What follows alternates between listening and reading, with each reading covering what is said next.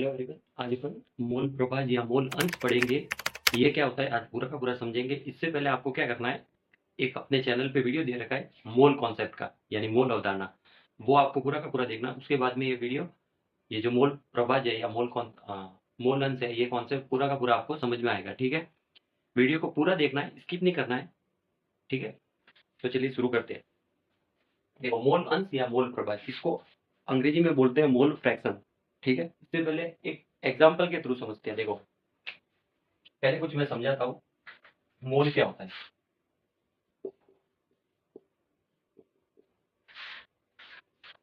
देखो, किसी भी परमाणु अणु का भार बटा अणु भार क्या होता है, मोल।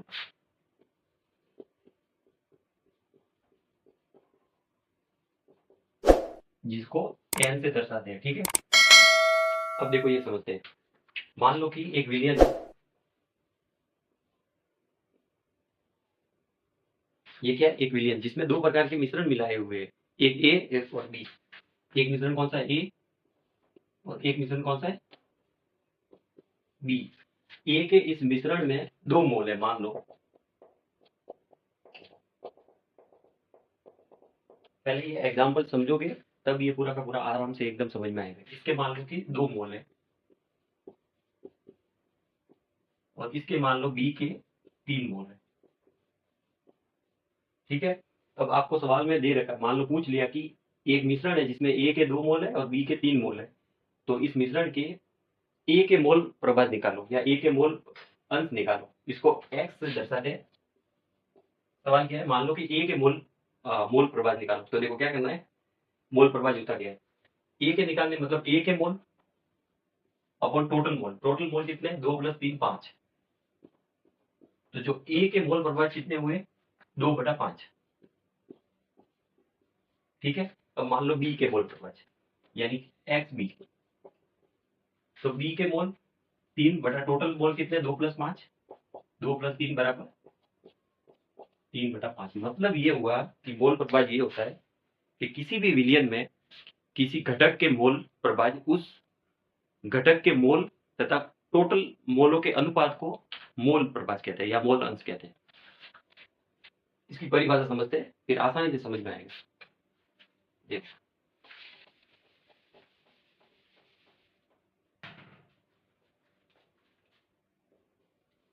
किसी विलयन में किसी घटक के मोल अंश उस घटक के मोल तथा कुल घटकों के मोलों के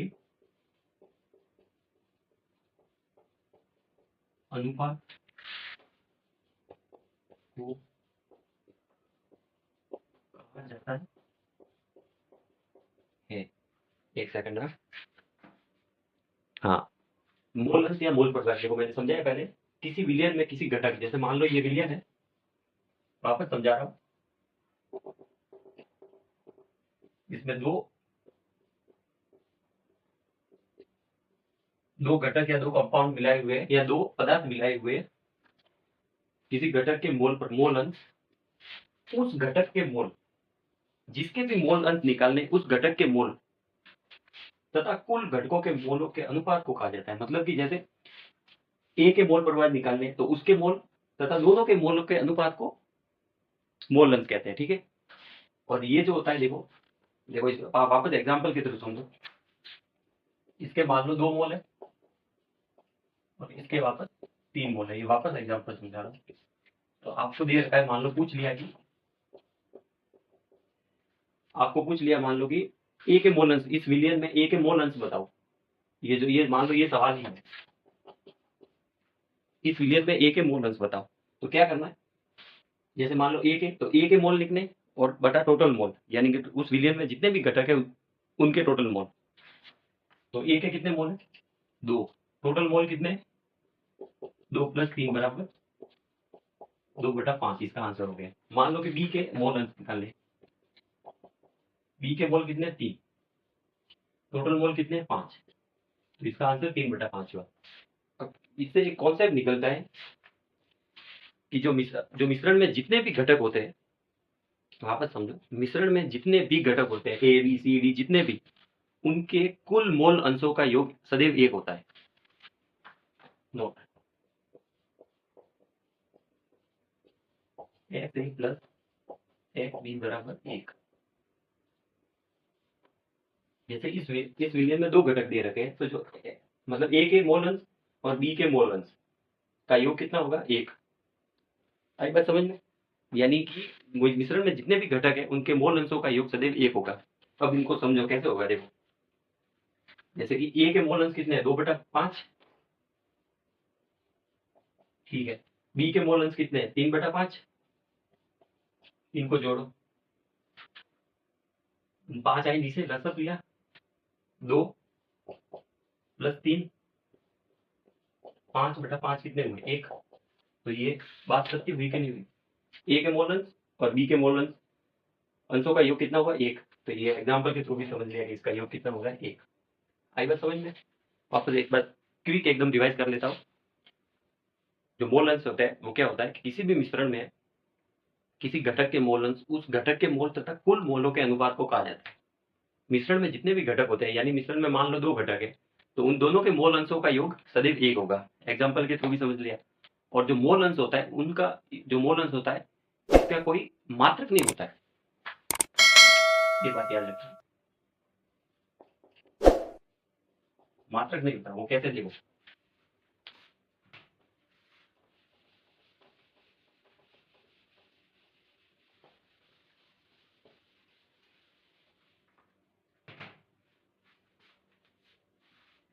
देखो इसका फॉर्मूला लिखते हैं। जैसे मान लो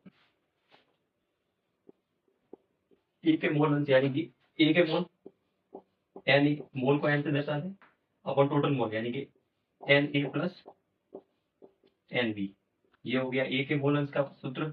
अब मान लो बी के मोल अंश, तो बी के mole upon total mole N A plus N B. अब देखो एक बात मैंने बताई थी कि इसके जो मोल अंश होता है इसका मात्रक नहीं होता है।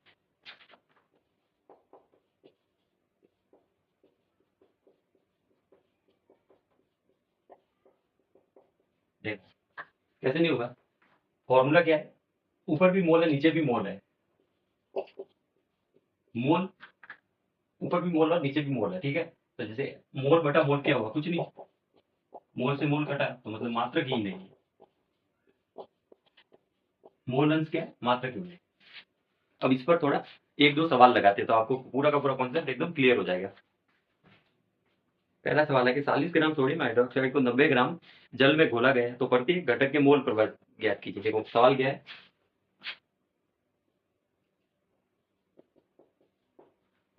40 ग्राम क्या दे रखा है सोडियम हाइड्रोक्साइड, और 90 ग्राम क्या दे रखा है H2O। समझो इस सवाल को, ये मान लो मिश्रण है, इस मिश्रण में आपको 40 ग्राम दे रखा है सोडियम हाइड्रोक्साइड और 90 ग्राम दे रखा है जल। और सवाल क्या देख रहा है कि प्रत्येक घटक के मोल अंश निकालो। प्रत्येक घटक यानी कि पहले सोडियम और हाइड्रोक्साइड का मोल अंश और उसके बाद में जल के मोल अंश। तो मोल अंश के लिए अपने को मोल निकालने पड़ेंगे, फॉर्मूला यही होता है। देखो फॉर्मूला क्या होता है मोल अंश का, जैसे मान लो इसको मैं ए मान लूं, इसको बी मान लूं, तो फॉर्मूला क्या होगा N A plus N B, और बी क्या N B N A plus N B. तो मतलब इसमें मोलों की आवश्यकता है, तो मोल निकालो सबसे पहले, ठीक है। देखो इसके मोल निकालो, सोडियम हाइड्रोक्साइड का मोल का फॉर्मूला क्या होता है, भार बटा होगा, भार बटा अणुभार। देखो तो सोडियम हाइड्रोक्साइड के मोल निकालो सबसे पहले, इसका भार कितना दे रहेगा 40 ग्राम। अनुपात कितना होता है सोडियम हाइड्रोक्साइड का 40। इसके कितने मोल है 1। देखो अनुपात 40 कैसा है, जो सोडियम है उसके उसका अनुपात होता है 23 और ऑक्सीजन का होता है 16, हाइड्रोजन का होता है 1। 23 16 प्लस 1 40, तो मतलब सोडियम हाइड्रोक्साइड के 1 मोल है और जो 90 ग्राम अपने को जल दे रखा है इसके मोल निकालते हैं पहले। इसका अनुपात कितना होता है जल का 18, काटो इसको 5। ठीक है, अब अपने पास मोल आ गए। सोडियम हाइड्रोक्साइड का 1 मोल है और जल के कितने मोल है 5 मोल। अब इससे अपन डायरेक्ट मोल अंश निकालेंगे। देखो सोडियम हाइड्रोक्साइड का मोल अंश निकालने के लिए सबसे पहले सोडियम हाइड्रोक्साइड के मोल यानी कि 1 मोल,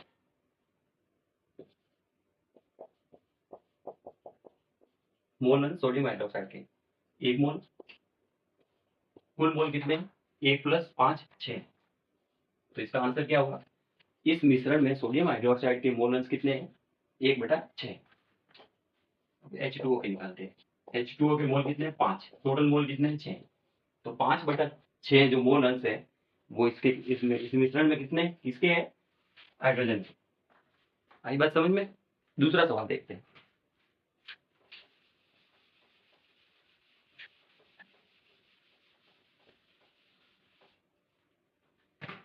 दूसरा सवाल देखो।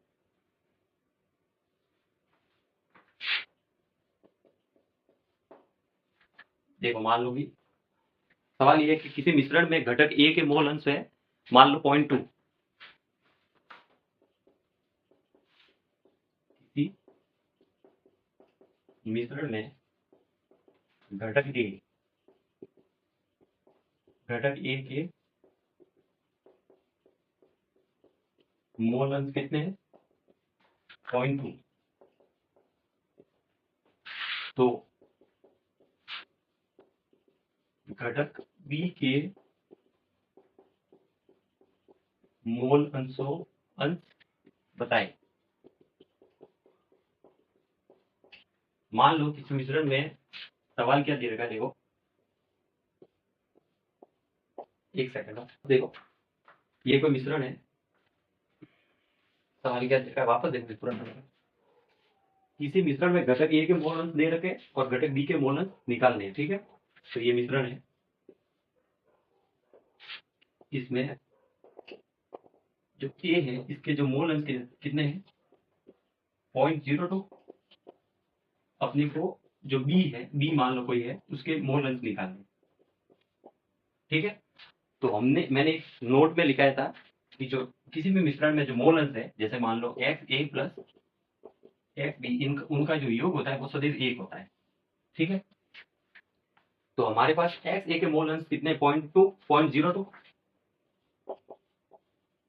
एक्स बी निकालना यानी बी के मोल अंश निकालने बराबर 1। तो एक्स बी जो 0.02 उसको इधर भेजो 1 माइनस 0.02। ठीक है, तो एक्स बी के मोल अंश कितने आए 0.98। ठीक है, हाँ, तो एक्स बी के मोल अंश कितने हैं 0.98। आशा करता हूँ आपको जो ये मोल अंश है ये कॉन्सेप्ट बिल्कुल आपको समझ में आया होगा। इसी तरीके से अगर और भी केमिस्ट्री से रिलेटेड आपको वीडियो चाहिए तो चैनल को सब्सक्राइब करें और वीडियो को पूरा का पूरा देखें और सपोर्ट करें। धन्यवाद।